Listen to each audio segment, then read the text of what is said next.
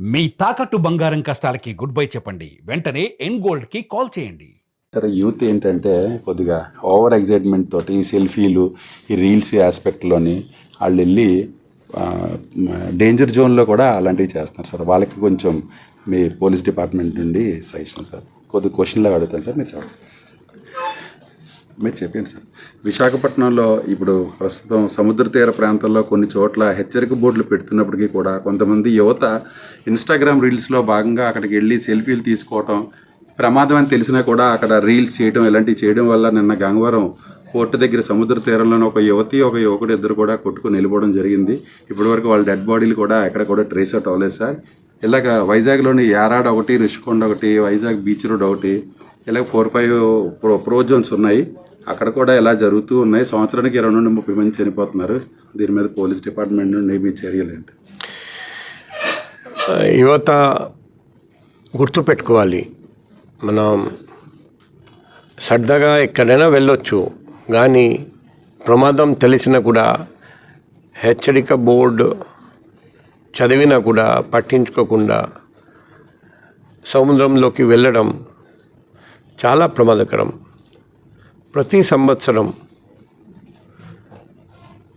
ఇలాగే చాలామంది మునిగిపోతున్నారండి మన సముద్ర తీరం. అందుకే పోలీస్ తరపున ఒకవైపు హెచ్చరిక బోర్డు పెట్టడం, మరోవైపు గస్తీ తిరగడం, మెరీన్ పోలీస్ తరపున వాళ్ళు గస్తీ తిరుగుతుంటారండి.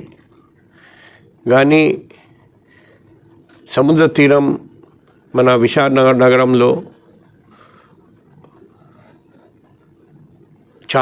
పొడుగు చాలా ఎక్కువ. ఈ పరిస్థితిలో 100% గస్తీ తిరగడం సాధ్యం కాకపోవచ్చు. అందుకే ప్రజలందరూ సహకరించాలి. ప్రభుత్వం తరపున డైవర్స్, స్విమ్మర్స్, ఈతగాళ్ళు పెట్టడం జరుగుతుంది, లైట్స్ పెట్టడం జరుగుతుంది. కానీ కొందరు పట్టించుకోకుండా స్నానానికి వెళ్ళి గల్లంత అవడం మేము తరచుగా చూస్తున్నాం. అందరికీ మేము రిక్వెస్ట్ చేస్తున్నాం, ప్రాణం చాలా విలువైనది. దయచేసి పోలీస్ మాట జాగ్రత్తగా వినండి. హెచ్చరిక బోర్డు ఉంటే అక్కడ స్నానానికి దిగకండి. మీరందరూ క్షేమంగా ఉండాలి.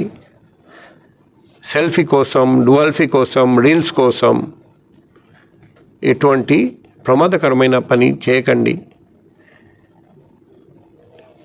పోలీస్కి సహకరించండి. సముద్ర తీరానికి వెళ్ళి క్షేమంగా ఇంటికి మీరందరూ రావాలి.